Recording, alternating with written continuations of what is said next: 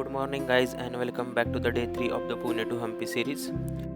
Day 3 की सुबह थोड़ी अलग थी, फ्रेश, पीसफुल और थोड़ी स्पिरिचुअल भी। रूम के बाहर हल्की ठंडी थी, सड़कें खाली थी और आसमान में हल्का सा ऑरेंज ग्लो। हमारी बाइक्स तैयार थी और हम भी रेडी थे। सबसे पहला स्टॉप था ब्रेकफास्ट। एक लोकल स्टॉप पे मस्त साउथ इंडियन ब्रेकफास्ट खाया और बोले डोसा, इडली, सांभर, चटनी चटनी।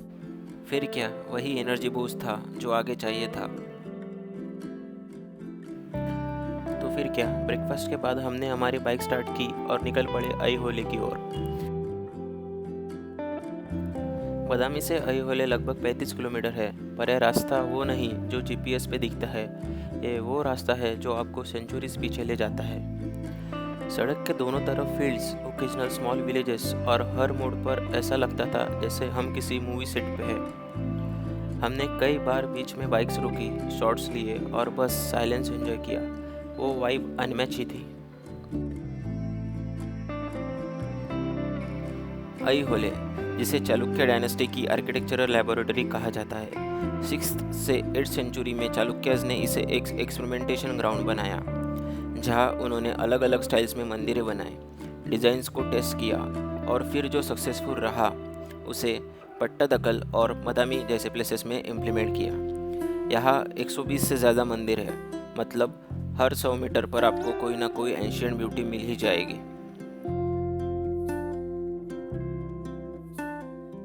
तो हमारा पहला मंदिर था श्री रामलिंगेश्वर गुडी।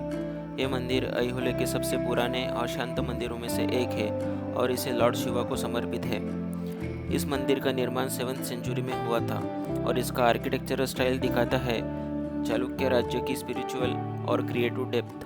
टेम्पल का लेआउट सिंपल एट सिंबॉलिक है।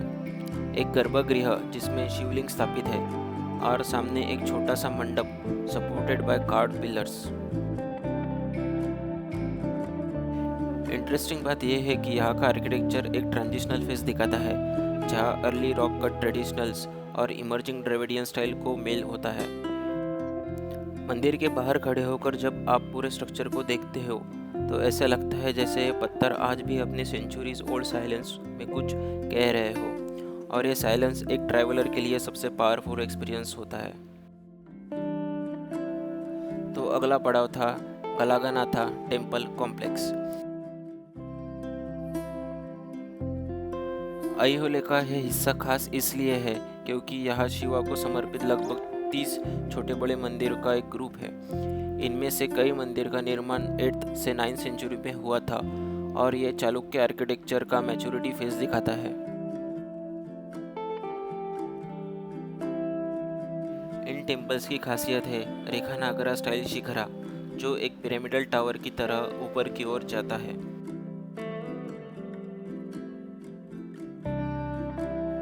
यहाँ हमें कई जगह शिवा के रूप जैसे गज असुरा संहारा, नटराजा और अर्धनारीश्वर की कार्विंग्स को देखने को मिला।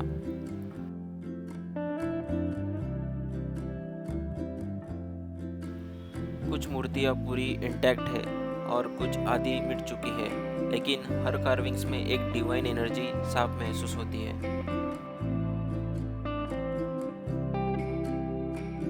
यहाँ का एम्बियंस बड़ा ही मिस्टिकल है। आसपास पेड़ों की छाव, पुराने मंदिरों की साइलेंस और बीच बीच में दिखती intricate sculptures. It almost feels like you are walking through a forgotten spiritual campus. तो चालुक्यास का सबसे बड़ा कंट्रीब्यूशन था टेम्पल आर्किटेक्चर। इनका स्टाइल एकदम अलग था, neither completely north Indian nor south Indian. इसे ही हम कहते हैं Vesara style, a blend of both Nagara and Dravidian form. जब आप बदामी की लाल पत्थरों वाली घाटियों में चलते हो और सेंचुरीज ओल्ड कार्विंग्स को छूते हो तो ऐसा लगता है जैसे हर दीवार, हर मूर्ति विस्पर कर रही हो, हम हैं चालुक्य वंश की विरासत। Chalukyas didn't just build temples, they created spiritual art galleries in the stone.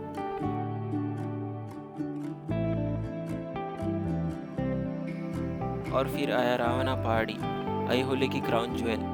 ये एक रॉक कट केव टेम्पल है, carved out from a single sandstone hill और माना जाता है कि इसका निर्माण 6th सेंचुरी में हुआ था। यानी ये टेम्पल्स में से एक सबसे पहला और सबसे आर्टिस्टिक एग्जाम्पल है। केव के अंदर शिवा के कई डायनामिक फॉर्म्स हैं। नटराजा, शिवा विद पार्वती और एक सीन में जिसे शिवा एज दक्षिणामूर्ति दिखते हैं। यहाँ की खास कार्विंग्स है शिवा स्लेइंग अंधकासुरा, जिसमें एक्सप्रेशन, मूवमेंट और एनर्जी इतनी ब्रिलियंटली डिपिक्ट की गई है कि उस टाइम के स्कल्प्टर्स के कोरियो काम का अंदाज़ा लगाना बहुत मुश्किल है। केव की अंदरूनी वॉल्स इतनी डिटेल है कि हर स्कल्पचर में एक कहानी छुपी है। जब हमने यहाँ एंटर किया तो लगा जैसे टाइम रिवाइंड हो गया हो। फिर निकले थोड़ी ऊपर की ओर, जहाँ है हुच्चीमाली टेम्पल कॉम्प्लेक्स। तो अब हम पहुँचे ऐहोले के सबसे आइकॉनिक और फोटोजेनिक मंदिर, दुर्गा टेम्पल। लेकिन एक बात क्लियर कर दूँ, ये मंदिर दुर्गा देवी को डेडिकेटेड नहीं है, बल्कि दुर्गा नाम यहाँ के नियर बाय दुर्ग फोर्ट से है। इसका आर्किटेक्चर एकदम यूनिक है, सेमी सर्कुलर अपसाइडल शेप, जो एक बुद्धिस्ट चैत्य हॉल की याद दिलाता है। टेम्पल की आउटर गैलरी कोलोनेडेड है, यानी एक circular path with beautifully carved pillars, जिस पर आपको मिलेगी महिषासुरमर्दिनी, विष्णु ऑन गरुड़ा और शिवा इन वेरियस फॉर्म्स। ये टेम्पल चालुक्य एक्सपेरिमेंटेशन का ज्वेल है, जहां वो बुद्धिस्ट लेआउट में हिंदू डेटीज को कार्व करने का नया स्टाइल ट्राई कर रहे थे।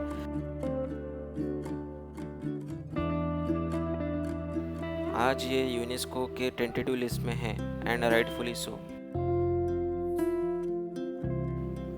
दुर्गा टेम्पल के पास एक कोने में कई सारी पुरानी मूर्तियां रखी थी, कुछ अभी भी पूरी तरह सलामत और कुछ वक्त की मार के साथ टूटी हुई। वहाँ खड़े होकर एक अजीब सी फीलिंग आई। ये सिर्फ पत्थर नहीं थे, ये किसी की श्रद्धा, किसी की कला और शायद किसी की भूली हुई कहानियों के टुकड़े थे। एक मूर्ति में अभी भी वो मुस्कान थी और दूसरी में सिर नहीं था, पर फिर भी उनमें एक ताकत थी, एक शांति थी। ऐसी जगहों पर लगता है इतिहास सिर्फ किताबों में नहीं होता, वो जमीन पर बिखरा होता है, बस देखने वाली नजर चाहिए।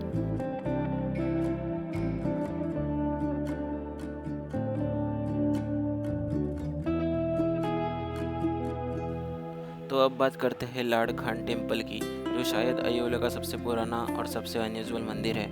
मज़ेदार बात यह है कि इस मंदिर का नाम किसी संत और राजा के नाम पर नहीं, बल्कि एक मुस्लिम फ़कीर लाड खान पर पड़ा, जो कुछ सेंचुरीज बाद यहाँ मेडिटेट किया करते थे।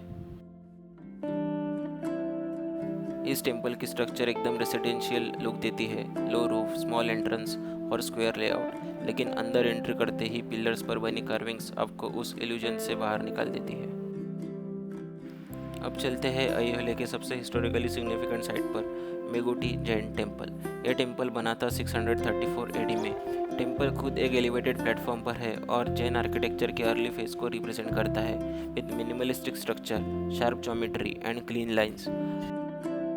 यहाँ खड़े होकर पूरा ऐहोले का व्यू देख सकते हैं और इमेजिन कर सकते हैं कि सेंचुरीज पहले यही टाउन इंडिया का cradle of the temple architecture कहलाया करता था। तो अब बारी थी ऐहोले को अलविदा कहने की और हम निकल पड़े वापस अपने बदामी की तरफ। तो फिर क्या, बदामी पहुंचते ही सबसे पहले हमने थोड़ा लंच किया और निकल पड़े Bhutanath temple and Badami caves explore करने। बदामी में जैसे ही सूरज हल्का सा झुकने लगता है तो लाल पत्थरों की घाटियाँ एक अलग ही रंग पकड़ लेती है, और ठीक वही अगली घाटी के पास बसा है भूतनाथ टेम्पल। यह मंदिर 7वीं से 11वीं सदी के बीच बना था और इसे मेनली शिव जी को समर्पित किया गया है। भूतनाथ यानी भूतों के स्वामी, एक ऐसा रूप जिसमें भगवान शिव प्रोटेक्टर और डिस्ट्रॉयर दोनों ही हैं। मंदिर 2 फेजेस में बना, पहला चालुक्य पीरियड का ओरिजिनल सैंक्टम और हॉल, और दूसरा एक later addition by Kalyani Chalukyas, जिसमें इंट्रिकेट मंडपस और पिलर्स जोड़ दिए गए। यह मंदिर अगस्त्य लेक के किनारे बसा हुआ है और इस पूरे परिसर की ब्यूटी तब बढ़ जाती है जब उसका रिफ्लेक्शन पानी में गिरता है, जिससे मंदिर और पानी एक डिवाइन सिमेट्री में बन जाते हैं। अगर आप ध्यान से कार्विंग्स को देखें तो you will notice a mix of elements and some sculptures, जो शायद उस समय के माइथोलॉजिकल परफॉर्मेंस या रिचुअल्स को डिपिक्ट करते हैं। यहाँ का एटमॉस्फेयर एकदम पीसफुल है, ना कोई भीड़ ना कोई चाउस, सिर्फ हवा की आवाज़, झील की हल्की सी लहरें और मंदिर की दीवारों पर इतिहास की गूंजती हुई कहानियाँ। ये स्पॉट सिर्फ एक आर्किटेक्चरल साइट नहीं बल्कि एक एनर्जी पॉइंट है, जहाँ आपको लगेगा कि शिव जी आज भी इसी घाटी में तप कर रहे हैं। तो चलिए अब चलते हैं सीक्रेट्स ऑफ शिलेदार के आइकॉनिक सीन पे, जहाँ भगवान विष्णु के कई अवतार कार्ड है। मत्स्य अवतार, कुर्मा, वराह, नरसिम्हा, वामन, परशुराम, रामा, कृष्णा, बुद्धा और कल्कि। और सबसे खास बात, पहले हमने इन्हें स्क्रीन पर देखा था, अब हम लिटरली उस सीन के बीच में खड़े थे। गूज़बम्स आ गए थे भाई। भूतनाथ टेम्पल एक्सप्लोर करने के बाद हमें दिखा एक छोटा सा अशांत मंदिर, और जैसे ही हम अंदर गए हमें दिखा भगवान विष्णु का अनंत सायना रूप।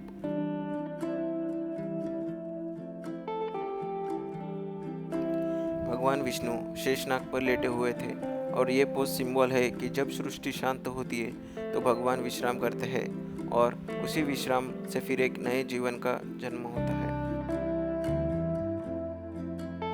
तो अब बारी थी उस जगह की जिसे देखकर चालुक्य डायनेस्टी के आर्ट और डिवोशन का असली स्तर समझ में आता है, बदामी केव टेम्पल्स। बदामी की गुफाएं दूर से देखने पर एक बड़ी पहाड़ी लगती है, लेकिन जैसे ही करीब जाते हो एक पूरी दुनिया खुल जाती है। कुल 4 केव्स है यहाँ, 3 हिंदू धर्म को समर्पित है और एक जैन धर्म को। हर केव, हर स्कल्पचर कुछ कहता है, बस सुनने की जरूरत होती है।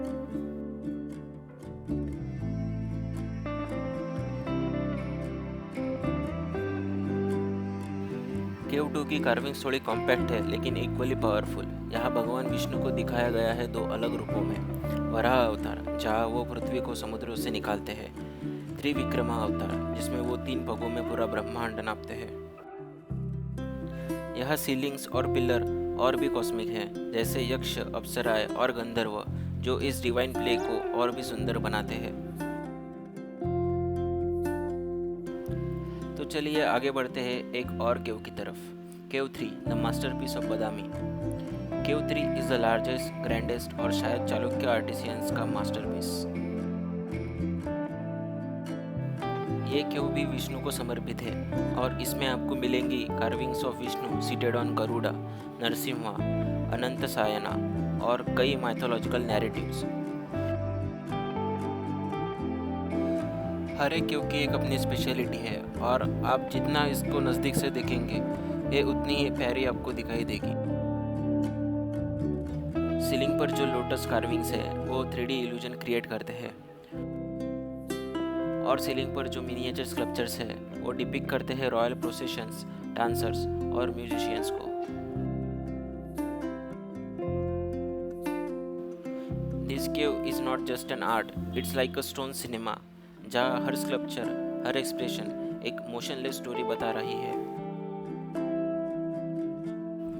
फाइनली थोड़ा हटके केव 4, जो जैन ट्रेडिशन को रिप्रेजेंट करता है। ये थोड़ा एलिवेटेड है और कार्विंग से महावीरा, पार्श्वनाथा और अदर तीर्थंकर की usually shown in meditation posture. यहाँ का एनवायरनमेंट एकदम काम है, मिनिमलिस्ट है, जो जैनिज्म की सिंप्लिसिटी और इनवर्ड फोकस को परफेक्टली मैच करता है।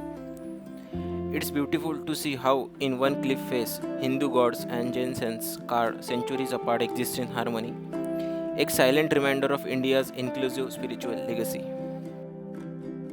इन चारों केव्स को एक्सप्लोर करते हुए एक बात तो पक्की हो जाती है, बदामी सिर्फ एक जगह नहीं है, ये एक संपूर्ण सभ्यता का दस्तावेज है, पत्थरों में लिखा हुआ और सदियों से वैसा ही रखा हुआ। तो फिर क्या, बदामी में पूरा दिन स्कल्पचर्स, टेम्पल्स और हिस्ट्री के बीच बीत गया। थक गए थे, लेकिन दिल अभी भी रेडी था, क्योंकि अगला पड़ाव था हम्पी। वो हाईवे का स्मूथ स्ट्रेच, कानों में सिर्फ हवा की आवाज़ और इंजन की गूंज, और अंदर एक्साइटमेंट, क्योंकि हम उस जगह जा रहे थे जहाँ एक ज़माने में विजयनगरा एम्पायर की राजधानी थी। रास्ता लंबा था लेकिन मौसम मज़ेदार था। आसमान रंग बदल रहा था और हर टर्न के बाद ऐसा लग रहा था जैसे कोई सिनेमैटिक सीन चल रहा हो। तो लेट नाइट हम हम्पी को पहुँचे, रूम लेने के बाद फ्रेश हुए और निकल पड़े थोड़ा मार्केट घूमने। डे 3 हमारा अब तक का सबसे लोडेड डे रहा। इतिहास, आर्किटेक्चर, कार्विंग्स, नेचर और स्पिरिचुअल कनेक्ट, सब कुछ एक ही दिन में। और यही तो असली ट्रैवल है ना। अब बस रात है, थकावट है और एक सपना, हम्पी की सुबह देखने का। जैसा कि किसी ने कहा है, travelling it leaves you speechless then turns you into a story Taylor.